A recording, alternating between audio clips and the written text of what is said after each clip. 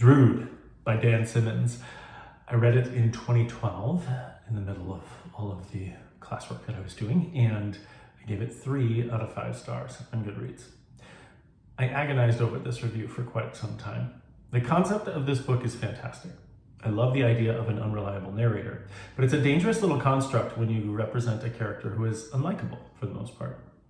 I'm very happy I plugged through this book, but the length was an extra challenge. Because of the interesting, however predictable, twists and turns, it becomes a long and involved story that forces you to review your initial assumptions as you read. Honestly, I just didn't want to. I ended up cheering for no one, and because of that, I didn't care to evaluate whether or not I thought right about plot points. Unfortunately, by the end, I didn't really care about the lines between fantasy and reality, lies and truth, even life and death. If you're a fast reader who digests 800-page wonders, this one is 771, like they are periodicals, then the moments of suspense and attempts at horror may carry your interest. For me, the best and most creative part of this book was also its downfall. I wanted to test the sketchy narrator and my own beliefs about his veracity. It's just too bad Wilkie's distasteful, abhorrent, and jealous musings discouraged me from the page-turning necessary to dig in. So this book, there's so much to say about this book. I think when I started out on this project of doing reviews and such, I talked about myself as being a relatively slow reader because I was only reading 3 to 7 books a year. And I think this book, I think Drood is like the first book that made me think of myself as a slow reader because it was so long. But I don't know if that's actually valid because as we've seen with some of the years here that I'm going through, I do read more than that at some points, and especially if I'm really into a book.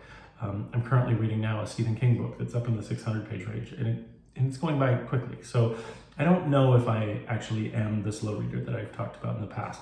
But Drood is one that I struggled with for a long time, and I think it really has to do with that concept of the unlikable, unreliable narrator. It had me totally tripped up, right? Because it's meant to be, my impression is that the book is meant to be historical fiction. The narrator is Wilkie Collins, a colleague or a contemporary of Charles Dickens. And it's about the time when they were rivals in the literary scene back in those years ago. And it's weird because I didn't really know anything about Wilkie Collins. I actually, reading through the book, I hadn't done any research or anything. I actually felt like, oh, Wilkie Collins must have been a character that had been created just for this book. But if you go to Wikipedia now and if you look at different things, he's actually a pretty respected and deep author. So this book then becomes a really interesting thing because you have this story of Wilkie and Charles Dickens and the different things that are going on between them and in their lives. And there's a whole lot, this haunting, this sort of the horror that I talk about this, is a lot of questioning about what's real and what's not. So that became a real sort of interesting thing to me. And again, while that was the most interesting part of the book and thinking about it as historical fiction, it also became the downfall because I really didn't like Wilkie. And so you think, you know, if this book is based on a real person, how much of it is real and how much of it is the author, Dan Simmons' creation and innovation in bringing the story? It's tough to talk about. It's tough to know. It's tough to imagine.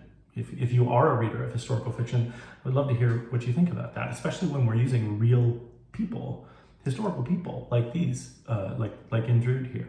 One of the other things I talked about during The Ghost in Love, I will put that link here at the end of the video too, The Ghost in Love by Jonathan Carroll.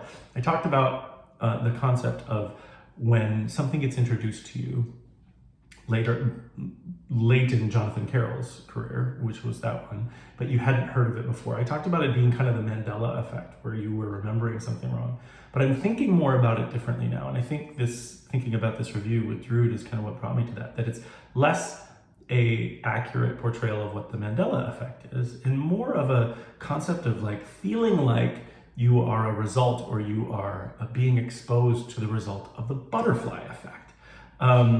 When I was reading this and I found out all about Wilkie Collins and his life, and then later on going back and finding out that it's a real person, it's not someone who was created for this, I felt like that was something that was created in the past, and that my past didn't have Wilkie Collins in it, but then it was created in the past, and now all of a sudden I'm being exposed to all that stuff. If we were all being exposed to ripples in space-time or ripples in the changing of the definition of things, much like the butterfly effect. We wouldn't know.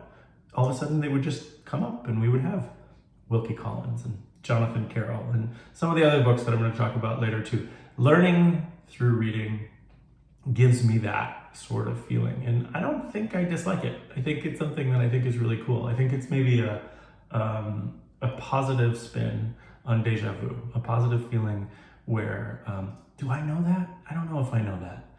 And where does it come from? So I don't know. It's a thought that I'm evolving as I'm delivering these reviews and stuff. And I don't think I accurately characterized the Mandela Effect before. So trying to sort of isolate this feeling and feeling where it is specifically is something that came along with this book too, with Wilkie Collins in Drood. Feels much more like the butterfly effect to me, maybe. Who knows?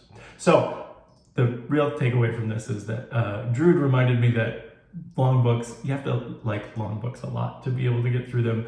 I read a couple long ones later on in the years here too, and we'll talk more about that. But this one with 771 pages, it took me a long time. I admire what the story was trying to do.